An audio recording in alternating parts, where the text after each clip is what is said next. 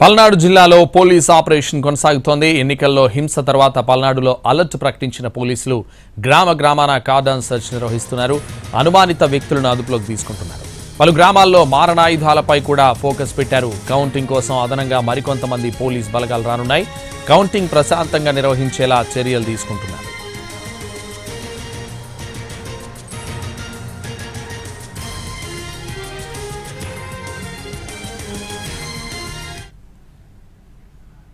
పల్నాడు జిల్లాలో police operation కొనసాగుతోంది. ఎన్నికల్లో హింస తర్వాత పల్నాడులో అలర్ట్ ప్రకటించిన పోలీసులు గ్రామాన కార్డన్ సెర్చ్ నిర్వహిస్తున్నారు. ఇదే విషయానికి సంబంధించి మరింత సమాచారం పల్నాడు నుంచి మా ప్రతినిధి కృష్ణ లైవ్ లో అందిస్తారు. కృష్ణ,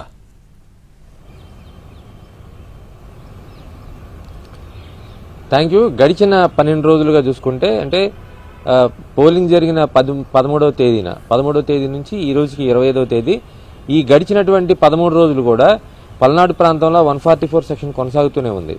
అక్కడ ఉన్నటువంటి పరిస్థితులు ఇప్పటికి కూడా కవింపు చర్యలు కొనసాగుతూ ఉన్నాయి. గ్రామాల్లో అయితే ముఖ్యంగా 2 రాజకీయ పార్టీలకు సంబంధించి ప్రధానమైనటువంటి రాజకీయ పార్టీలకు సంబంధించి ప్రతి చోట కూడా ఏదో ఒక సమస్య తలెత్తి ఉంది. ప్రస్తుతానికైతే పోలీసుల పహారా కొనసాగుతున్న నేపథ్యంలో కొంత ఉద్రిక్త పరిస్థితులు కొంత తగ్గాయి, ఘర్షణ వాతావరణం కొంత తగ్గింది.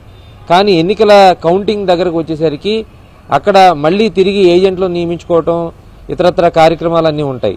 ఈ నేపథ్యంలో పెద్ద ఎత్తున కౌంటింగ్ కేంద్రాల వద్దకు చేరుకునే పరిస్థితి కూడా ఉంటుంది. కానీ ఇప్పుడు ఉన్నటువంటి పరిస్థితుల్లో పోలీస్ శాఖ చాలా కట్టుదిట్టమైనటువంటి ఏర్పాట్లు అయితే చేస్తోంది.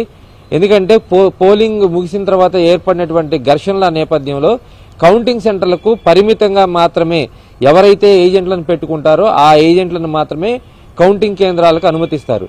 అదేవిధంగా ఆ కౌంటింగ్ పరిసర ప్రాంతాల్లో 144 సెక్షన్ అనేది చాలా పకడ్బందీగా అమలు చేస్తారు. ఎందుకంటే కౌంటింగ్ కేంద్రాల వద్దకు గుంపులుగా ప్రజలు రావటం కానీ ఇతరత్ర వ్యవహారాలు కానీ ఉంటే మళ్లీ 2 వర్గాలు పోగవటం, 2 వర్గాలు మళ్లీ ఒకళ్ళ మీద ఒకళ్ళు కామెంట్లు, దాడులు చేసుకోవడం వంటి వ్యవహారాలనే వస్తాయి. ఈ నేపథ్యంలో ఎవరైతే అభ్యర్థి ఉన్నారో ఆ అభ్యర్థి సూచించినటువంటి ఏజెంట్ను అదేవిధంగా కౌంటింగ్ కేంద్రం దగ్గర తీసుకొని రావటం, వాళ్ళు కేవలం పెన్ను పేపర్తో మాత్రమే రావాల్సి ఉంటుంది. ఇలా పకడ్బందీగా చర్యలు పక్కన చేస్తూనే ఇంకో పక్కన గ్రామాల్లో కార్డన్ సెర్చ్లు నిర్వహిస్తూ ఉన్నారు. మనకి పల్నాడు ప్రాంతంలో ఉన్నటువంటి దాదాపు ఆ పల్నాడు జిల్లాలో ఉన్నటువంటి మాచర్ల కానీ, గురజాల కానీ, సత్తెనపల్లి లాంటి గ్రామాల్లో నియోజకవర్గాల్లో కానీ గ్రామాన అంటే sub division Sattenapalli sub division కానీ, గురజాల సబ్ డివిజన్ కానీ, నరసరావుపేట సబ్ డివిజన్ కానీ, ఈ 3 సబ్ డివిజన్లలో జిల్లా కేంద్రం బేస్ చేసుకుని మొత్తంగా ప్రతి ఒక్క చోట కార్డన్ సెర్చ్లు చేస్తున్నారు. దీనివల్ల ఏంటంటే అనుమానిత వ్యక్తుల్ని అదుపులోకి తీసుకోవటం, అదేవిధంగా ఏమైనా ఆడ మారణాయుధాలు ఉంటే వాటిని స్వాధీనం చేసుకోవటం, తద్వారా ఏంటంటే బైండ్ ఓవర్ కేసులు కూడా పెద్ద ఎత్తున పెడతా ఉన్నారు.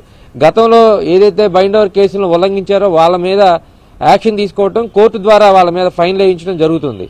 ఇలాంటి పరిస్థితుల నేపథ్యంలో పెద్ద ఎత్తున ఇప్పటికే పరారైనటువంటి వాళ్ళు చాలా మంది ఉన్నారు. ఈ కేసుల్లో ఉండి ఎన్నికల ఘర్షణల కేసుల్లో ఉండి పరారైపోయినటువంటి చాలా మంది ఉన్నారు. వాళ్ళని కమ్యూనికేషన్ ఆధారంగా అంటే సెల్ ఫోన్ సిగ్నల్ ఆధారంగా కానీ లేదంటే వాళ్ళ ఇంట్లో ఉన్నటువంటి బంధువుల్ని ఒప్పించి మరీ తీసుకొచ్చి పోలీస్ స్టేషన్లో బైండ్ ఓవర్ కేసులు నమోదు చేయించడం, తద్వారా ఏంటంటే ఎన్నికల కౌంటింగ్ అనేది సజావుగా జరగాలి. ఎన్నికల పోలింగ్ డే సందర్భంగా తలెత్తినటువంటి ఘర్షణ వాతావరణం కౌంటింగ్ డే రోజు ఉండకూడదు ఎట్టి పరిస్థితుల్లో అనేటువంటి నినాదంతో పోలీస్ యాక్షన్ కొనసాగుతున్నట్టు తెలుస్తోంది. ఇదే నేపథ్యంలో అంటే ఓ పక్కన పల్నాడు ప్రాంతం కానీ, అనంతపురం కానీ, తిరుపతి కానీ ఇలాంటి ప్రాంతాల్లో పెద్ద ఎత్తున చెలరేగినటువంటి ఘర్షణ నేపథ్యంలో ప్రధానంగా పల్నాడు లాంటి ప్రాంతంలో నాయకుల మధ్య కూడా విద్వేషాలు రగిలాయి. అదేవిధంగా పెద్ద ఎత్తున కేసులు కూడా నమోదవుతున్న నేపథ్యంలో ఎన్నికల కమిషన్ కూడా ఈ రోజు లేదా రేపు 1-2 రోజుల్లోనే ఈ ప్రాంతంలో కూడా పర్యటించే అవకాశం ఉందని చెప్తున్నారు.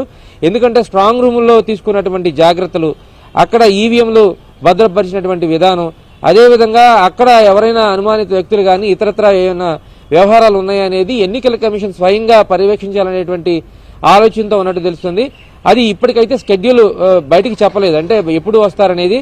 బహుశా ఈ రోజు రేపు ఆ స్కెడ్యూల్ చూసి వీలైనంత త్వరగా అంటే పల్నాడు ముందుగా పర్యటిస్తారా లేదా రాయలసీమలో పర్యటిస్తారనేది ఒక సందిగ్ధం ఉంది. కానీ పర్యటన అయితే ఖచ్చితంగా కొనసాగుతుందనేది